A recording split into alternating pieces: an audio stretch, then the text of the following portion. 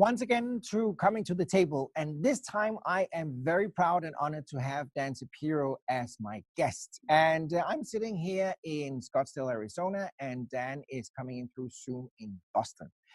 Now, obviously, preparing these episodes, I've been looking into what people I would really love and be honored to talk to. And Dan Shapiro was one of the first ones that came to mind because Dan is a thought leader within the area of negotiation.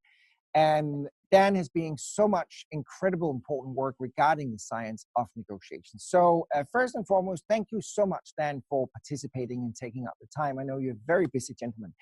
Dan, could you just introduce yourself just a tiny bit, who you are and what organization you are representing? Sure. So first, Keld, it's wonderful to be here with you. I've admired your work for many years now, and a high quality and the speed at which you're able to get good quality books out. So thank you. I'm founder and director of the Harvard International Negotiation Program. The work we do is primarily focused on how you deal with the emotional and the identity-based dimensions of conflict, of negotiation. It's really with a sense of trying to understand what is the nature of conflict and the way people negotiate in this modern world, what's really important. And our research has pointed us toward that human dimension as being particularly important. So my work stretches across the continents, working with business leaders, working with government leaders, helping them negotiate more effectively, helping them deal with their differences more effectively. Right. Interesting. How many years have you been on board doing that then? More and more every year. So my work started when I was about 18, 19 years old. Okay. So I'll age myself, but that was at least 30 years back. Yeah. And doing work in Eastern Central Europe, right at the turn of communism, spreading ideas on negotiation and conflict resolution in that changing part of the world. Right. What made you originally get interested in this field, in this science? I don't know. On some basic level, I don't know. I can tell you the story that I've come to believe is my truth, but I don't know. I've always been interested in the psychology of human beings, how we operate, why we do what we do. I remember back to 6th grade doing a little science experiment, building a questionnaire to assess who in my class, which students were left-brained and which students were right-brained. Oh. I've always had that interest in how the mind works. Yes. And over the years, my interest in peace and conflict resolution has just built. It probably in part comes from my own, my religious background.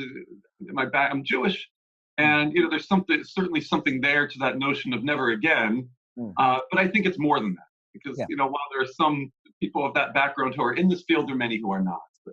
So I think that plays a role too. Right.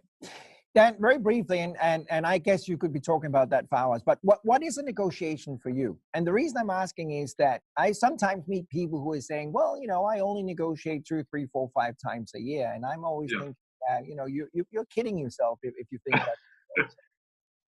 Amen. It is my belief that we have negotiated since the day we were born and cried for milk. Yeah.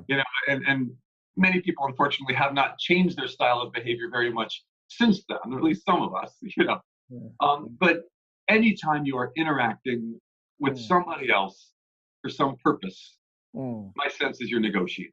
Right. I agree with you completely. That means that we are negotiating all the time. You and I are negotiating right now. Shall we keep with this subject? Do you want us to move forward to a different subject? But we're dealing with differences all the time. And I think that the recognition of that reality can be very empowering for people, because if you know that you're negotiating all the time, that means you actually have a lot more control over your outcomes than you might have thought before. Sure. Yeah. A very difficult question, Dan. Are we good at it? Not only you and I, but human beings. Are we good at negotiating? I have a colleague who has come up with a theory called homo negotiander, basically suggesting that our root as human beings is negotiating. What has allowed us to come out of the caves effectively and to live to this day fairly successfully has been our ability to negotiate. Okay. So I think on some evolutionary level, we're pretty good at it. You know, there certainly are way too many human-made, man-made deaths at the hands of fellow human beings. So we're not perfect by any means. But I do think we've been able to come out of the cave fairly successfully. Does that mean basically saying part of the reason that we have survived as a species is due to the fact that we have been able to negotiate? Absolutely. Yes. Yes. And it causes a lot of the problems that we see in our world to this day. Tribalism, I think, as human beings expanded in their numbers over time, all of a sudden you had competition. Tribes are a way of protecting your own, but there's also a cost to tribalism as well. Right. Get that. Dan, a lot of your work focuses on emotions in negotiation. What are some key ideas in regards to that? Sure. So, the question is, how do you deal with emotions as you are negotiating? And when I started doing this research, I realized just how complicated this emotional world is. If you're in a business contract negotiation, and there are two people negotiating, just two people, all of a sudden you have each person with dozens of different emotions, different causes of those emotions, and dozens of different possible things that each person can do to more effectively deal with their own emotions and those of the others. In other words, this field is completely complicated. Through our research, how do we suggest people deal with emotions more effectively? My response is, you know what? Don't focus on emotions directly as you negotiate. Instead, turn your attention one step backward toward a handful of basic human motivations that my colleague Roger Fisher and I call core concerns.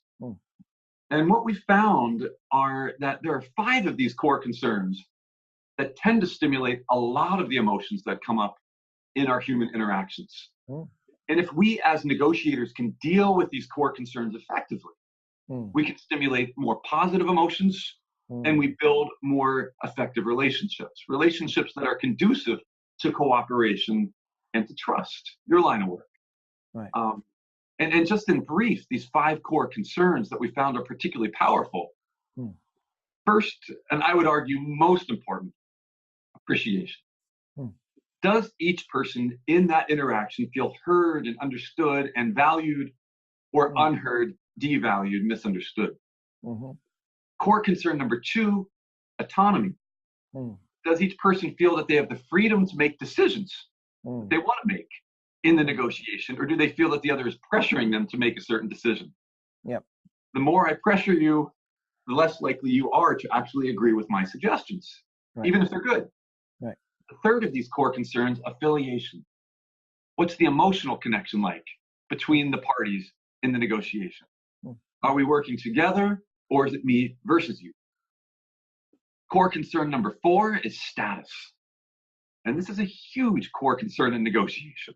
Who's up, who's down, and in what sorts of ways?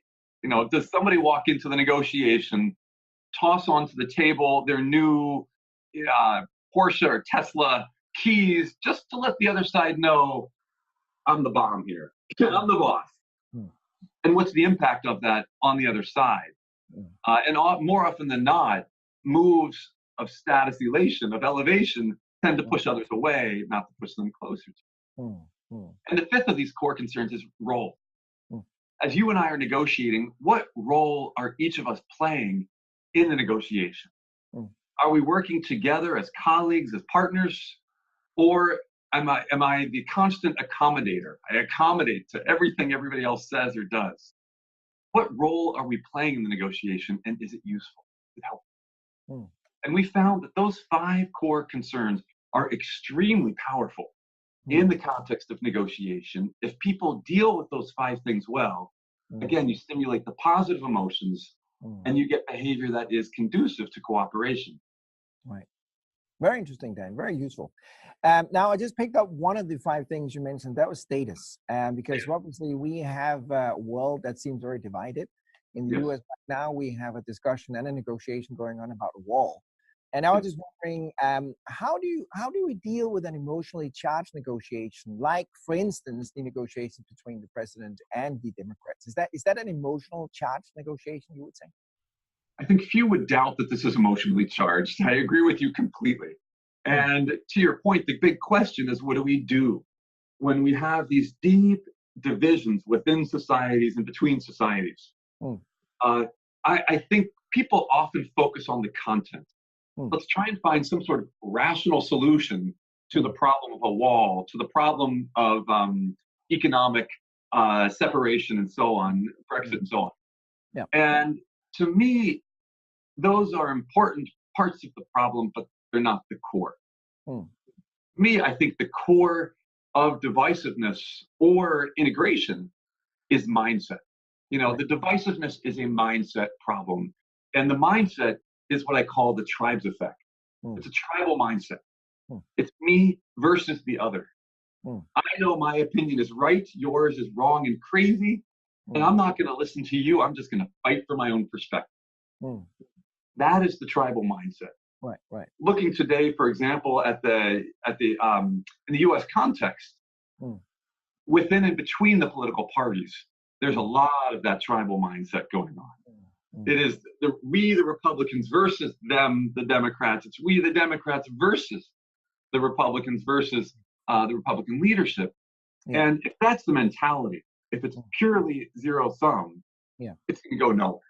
yeah. So, from my perspective, I think the most useful first step is Mm, to help people become aware you are in this tribal mindset. right. You're not immune from. Yeah, Dan, but I feel that thing has actually increased in recent years. I think we see that more today than we did perhaps 10 years ago.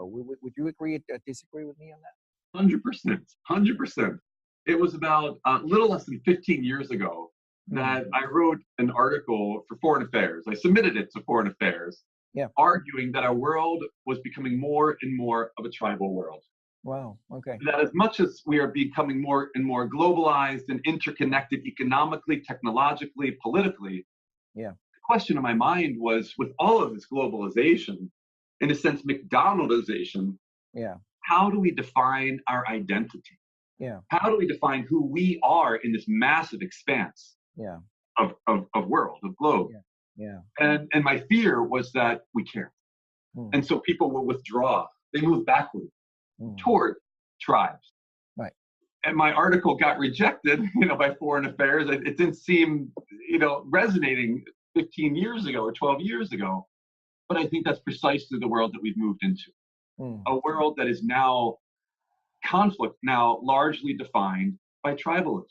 mm, Me versus you, yeah. adversarial, self-righteous. Right. Right. And I think tribalism isn't all bad. Mm, What is a tribe? mm, A tribe is a family. It's a mm, place where I feel safety.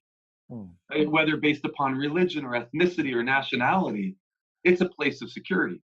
right. And the moment you try to attack my tribe or I attack yours, Yeah. that's the moment that identity becomes threatened. We move into this tribal mindset, us versus them. So if we look at the globe in general, and I completely agree with you, we see that tribe movement. Is it coming as a kind of a reaction to globalization, and that's the reason that we see nations become more focused on themselves, or is it coming from something else? I think we've always had tribalism. Mm, My own sense is that globalization has had a substantial impact on mm, this move toward tribalism itself. It's the pendulum swinging in the other direction. yeah. The question next is, now that tribalism is here, you see extremism, radicalization on so many different levels. Yeah. What's next? Mm, In the next 10 to 15 years, mm, after tribalism starts to lose some of its global appeal, mm, what happens? yeah. So I think that's an interesting question for all of us in the world to be thinking about. Right. Dan, I have an unfair question for you right now. How would you solve the Brexit situation? Sorry, what was the question? How would you solve the Brexit situation in Europe? Well, I mean, I can't solve it. That is for them to solve. Um, I think a few things could be useful there. One, for a lot of those who are in positions of senior leadership to have additional advanced systems on how to negotiate could be quite helpful. Mm. So, more often than not, it seems that Brexit is a positional bargaining battle. It's us versus them. When in reality, just as with the Republicans and the Democrats in the United States, it's not us versus them. Europe is going to need to live together, and everybody wants everybody to prosper. So first I'd say, are there ways to infuse some of these insights of negotiation into the negotiation processes of senior leadership doing that? And their secondaries, the deputies behind the scenes. Right. Second, I think it is important to recognize the appeal of this tribal mindset. Sure. So, for much of Europe, does much of Europe want the UK, if Brexit does indeed fully move forward, to be punished, to get some, to have their due vengeance on the UK? And what's the UK's perspective? I think there's the danger that some of these darker emotions can start to muddle the prospects of prosperity for all the people across Europe and really by association around the world. So watch out for the mindset, get trained in some skills. And I think thirdly, stay imaginative. Keep that creative mindset alive. If Brexit does move toward finalization, what are some ways to allow it to be most useful and most effective for everybody involved? And what are some creative ideas to help make that happen? Right. Do you think that the leaders of European Union and United Kingdom, are they actually using advices in this case, which is obviously a historical important negotiation, or just sitting there in their own world and try to solve it? So I've only had modest interaction with some of the parties on both sides, so I can't speak from a judgmental perspective. I do know that myself and some of my colleagues have at points been asked to consult and have done some modest consulting with some of the leadership. And I know there are many others who are offering advice as well. That said, there's still the politics. There's still the homegrown challenges on each side, which do complicate, for good reason, the negotiation process across the table. Right. Which leads me on to the next question, Dan. I know you've been invited to the World Economic Forum meeting in Switzerland several times. Yes. And I'm very curious, what has surprised you the most, meeting world leaders, both from major corporations and governments? What has surprised you the most about their competence in negotiation, good or bad? I remember some of the first times that I was working with top-level leadership, heads of state. And to this day, my hands still sweat every time I meet somebody in that kind of a position of authority. My wife, on the other hand, whenever if she were to, she'd be careless. So I think there's some anxiety issue I must have. But I remember some of those first times I was working with top-level leadership, being very nervous, and in a sense, idealizing these individuals, no matter their politics, given the power that they had. And one of my big personal lessons, which is, I guess, so very obvious, but for me personally, it wasn't, was that they are human beings. And they have a tremendous amount of burden on their shoulders. For those who I've worked with, really now across the continents, they're, once the door is shut, extremely open to ideas. And that surprised me. That really surprised me, the openness of some of these top-level leadership. Please. I was just saying that's good news. Yeah, that's good. Yeah, no, I haven't worked with all leaders, obviously with all leadership. So I can't say if every leader is open, but I have found that a good proportion who I've worked with are extremely open. Take as an example, in Colombia, the Colombian negotiations, the government with the FARC, as President Santos was building his strategy on negotiation, he very innovatively thought to include a set of negotiation scholars and conflict resolution practitioners who've experienced and dealt with tough international conflicts. Right. I wasn't a part of that, but my colleague Bill Urey was. Mm. And I thought that was a brilliant idea. Let's not just reinvent the wheels of negotiation every time a new peace process is Sure. launching. Let's benefit from the thinking and the advice of the field of negotiation, which really has built a history of good ideas. Yeah. Yeah. Then I remember a story that you told once about you did, was it a workshop at World Economic Forum with the alien? And then you had the people, the world leaders in the workshop, they have to agree who should lead the humans, if I remember the story correctly. Could you just summarize that story? I think that's very interesting. Sure. So there's an exercise that I've built over time. I call it the tribes exercise. I initially ran this exercise with some colleagues in Macedonia.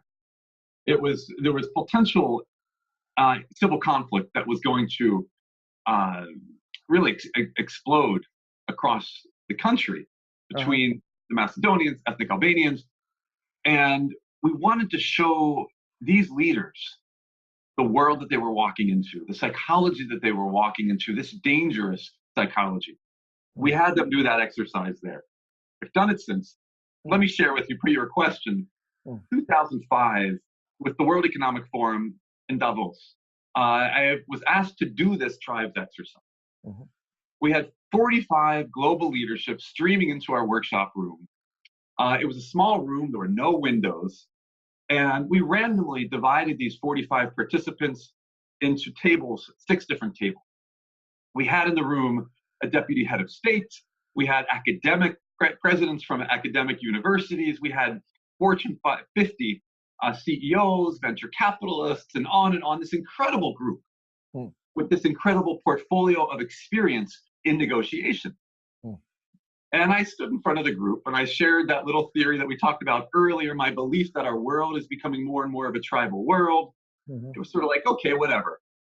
I said to them, you have this wonderful opportunity now at your tables to create your own tribe. And I gave them a set of questions to help them at their tables define the basic attributes of their tribe. They spend about 50 minutes creating their own unique group identities at their tables.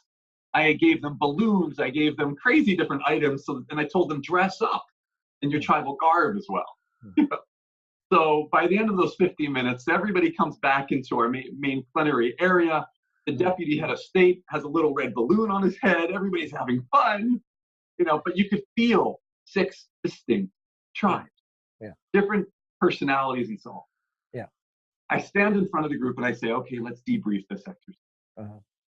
And I know what they're thinking. At least I think I do. They're thinking, you know what, interesting exercise, but what's the point? And it's right at this moment that the lights go black in this room.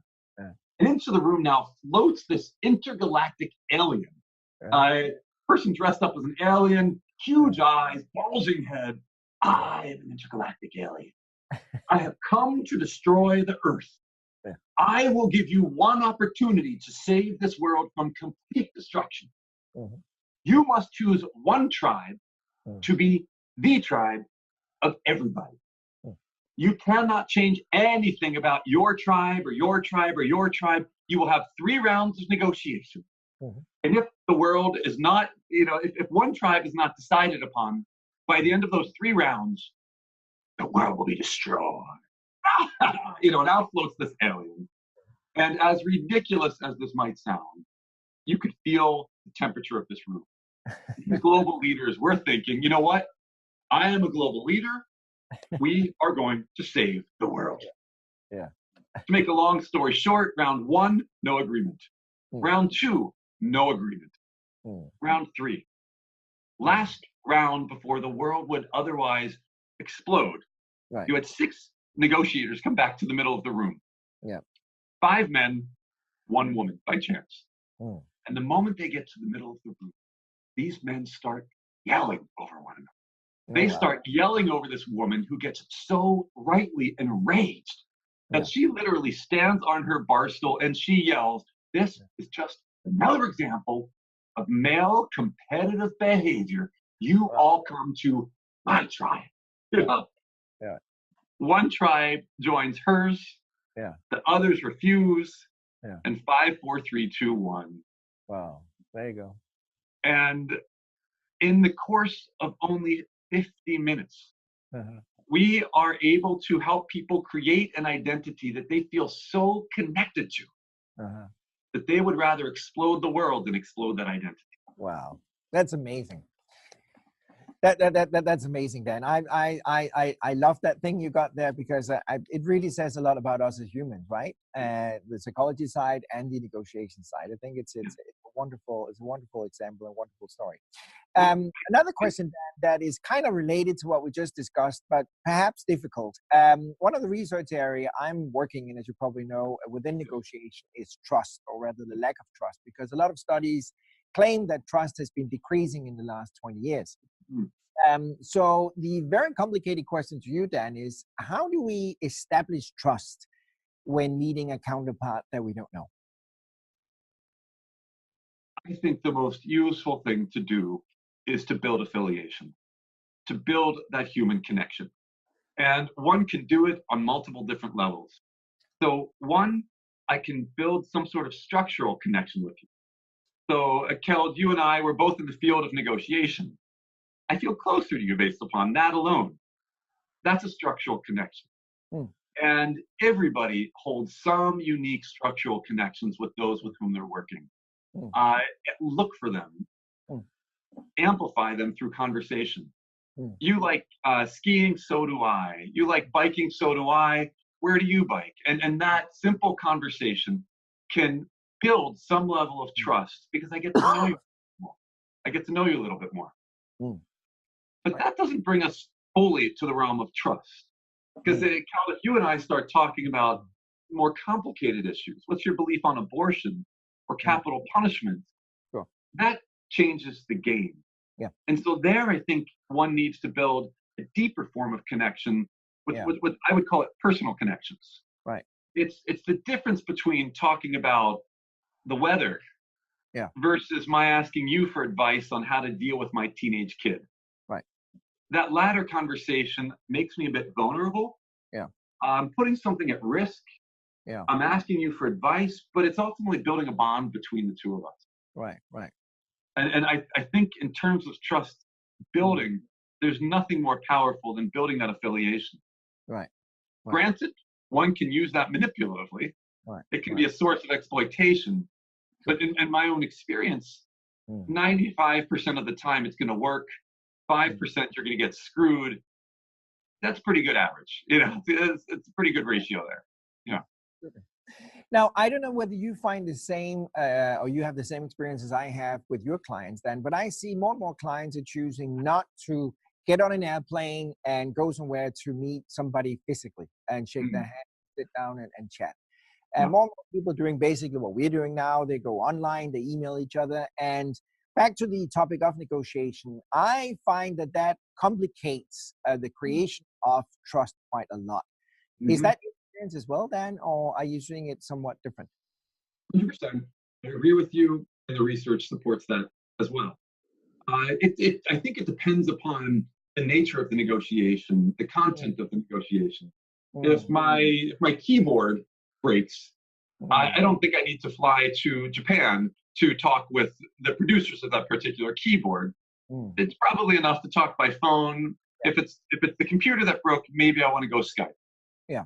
On the other hand, if I'm negotiating a multi-billion-dollar deal, if I'm negotiating the release of prisoners from your country or some other country, in that sense, I think that human relationship becomes more than essential.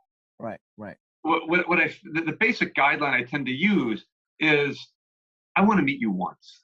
If I meet you once, for the next 5 years, we can talk via satellite conversation, phone, internet, but I know you. I know you in a different way. Yeah. If I don't have that human-to-human experience, it changes it. I mean, right now, you and I, to the viewer and to each other, we're human, we're alive, we're interacting, but we're flat, we're two-dimensional, we're on a screen. And that's very different than shaking your hand hello, looking you actually in the eyes, feeling your presence, and so on. Right.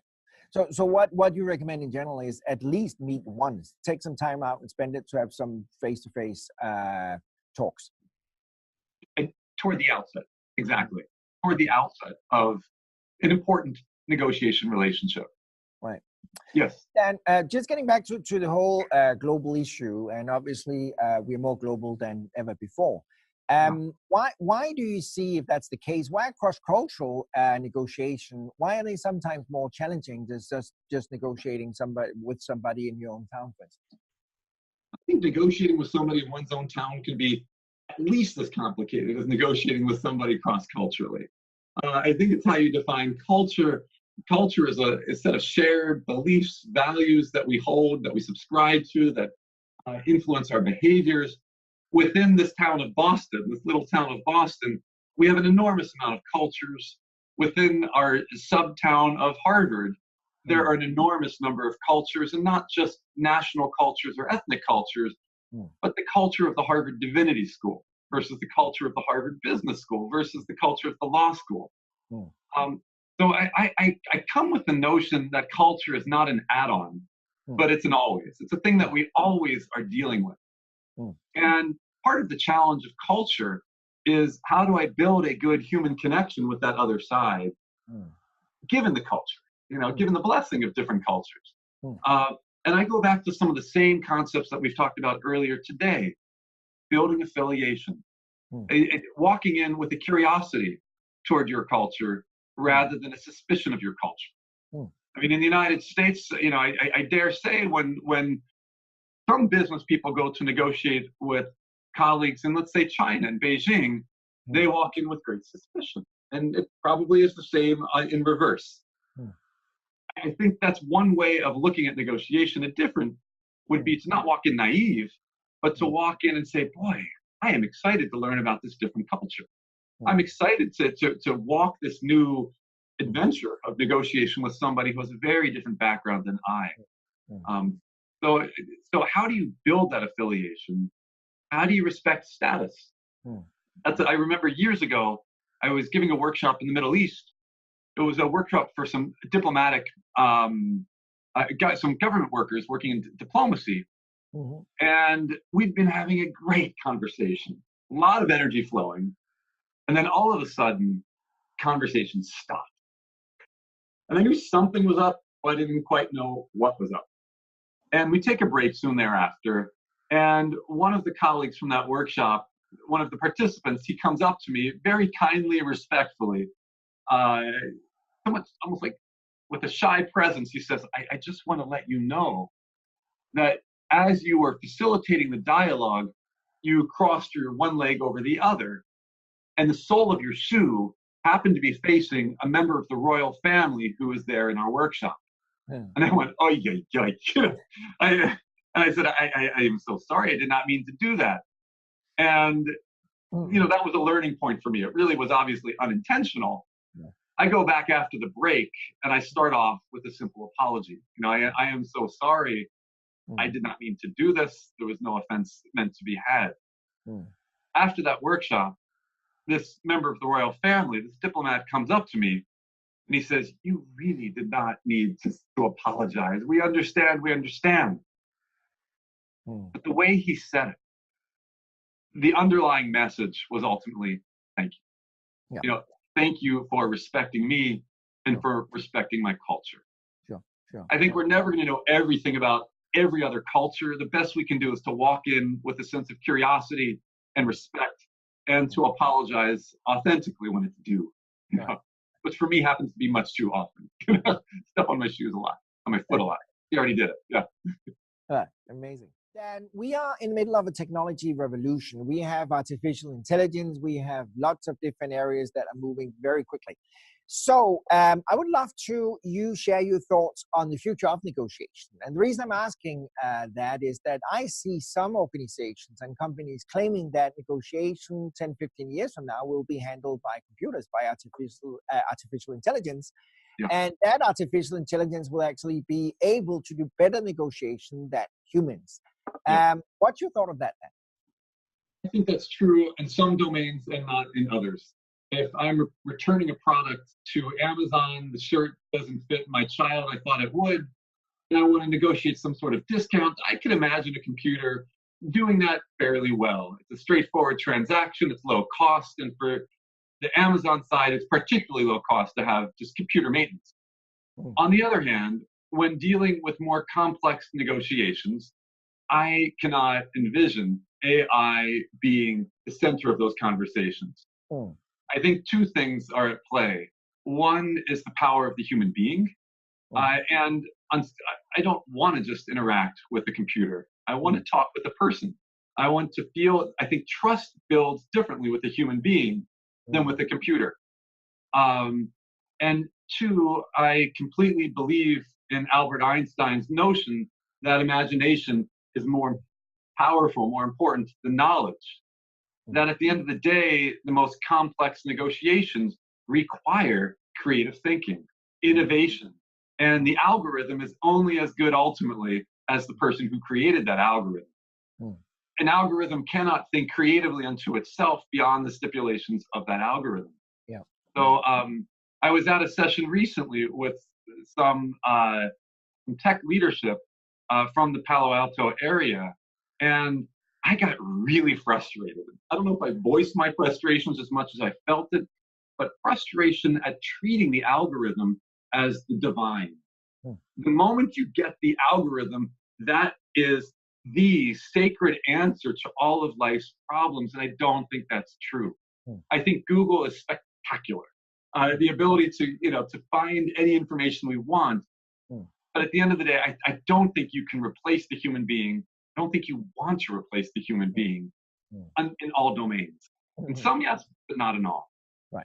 So you don't see in the future that we just have two computers sitting there negotiating, talk to each other, and completely replacing human beings? I think it's possible. I think it's possible, but I don't think that's the wisest approach. I don't think the outcomes, ending cost, human cost, financial cost, energy cost, right. I don't think it will give you the best outcome. Right. Yeah. And that inspires me to another question. Do you in general find that leaders make better negotiators than everybody else? And if so, why? And if not, why not? I think the task of negotiation is different for the leader than, say, the manager. The manager is a bit more in the weeds. They're dealing with their goal is to help their teams negotiate most effectively, and they need to negotiate with those teams daily to incentivize them. The leader, on the other hand, to me, is as much should be a bit more in the cloud, looking at the big picture, inspiring people, and that is their value in terms of negotiation. It's inspiring, and then ensuring that that vision is one that is in sync with the board, with the others involved in that company, let's say. Yeah, yeah. I think the negotiation is essential across the board. The purpose of the negotiation, I think, is somewhat different in those contexts. Right. Perfect. Thank you, Dan. Last question before we wrap up today, Dan, is what is the most important advice that you would give anyone on the science of negotiation? And obviously, this is a very important question. Many years ago, when I was working with Roger Fisher on our book, he advocated for the importance of appreciation in negotiation. At this point in time, I was a young scholar, and I was thinking to myself, boy, appreciation, yeah, I get it, but you want us to go into big corporations, to talk with government leaders, and to say, you know what your problem is? You're not appreciating enough. And my anxiety level was above the board, and I just could not imagine doing that. Roger and I spent a lot of time talking about it, analyzing cases, looking into the research literature, and I now believe 100% that he was right, I was wrong. There is no tool, no concept in the field of negotiation more powerful than that of appreciation. Right. At least on an emotional level. If you and I are negotiating, what does each of us want at a core level? I want to feel heard and understood and valued, and so do you. And it's something that you can do. Part of the work I do is with hostage negotiators, crisis negotiators. So I've worked with the New York Police Department's hostage negotiation team, done some work with the FBI's crisis negotiation unit. And, you know, and I think even in those situations where life and limb are on the line, the most useful tool across the board is appreciation. Right. And just quickly, there's an example that's consistently struck me. Many years back, I was being trained by the New York Police Department's hostage negotiation team. There was a situation that I became aware of. A gentleman, about 26 years old, clearly suffering from deep mental illness, is on the subway system, on the platform, and as he's walking around, he spots this young woman, about 20 years old, carrying a baby in her arms. He runs up to that woman, he grabs the baby out of her arms, he pushes the woman into the train track, he runs off into the janitor's closet, and soon enough, the hostage negotiators are there. Now, what is our tendency to do at that point in time as hostage negotiators? For most human beings, it's to bang on the door, open this damn door up, give us that child.